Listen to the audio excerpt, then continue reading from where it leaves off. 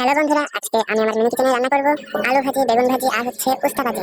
তাহলে বন্ধুরা, প্রথমে আমি বেগুনটা সুন্দর মতো কেটে নিলাম, তারপর আস্তে আস্তে উস্তা কাটলাম, আলু কাটলাম। আর বন্ধুরা, তোমাদের আমার এই ভিডিওটা কেমন লেগেছে অবশ্যই কমেন্টে জানাবা। আর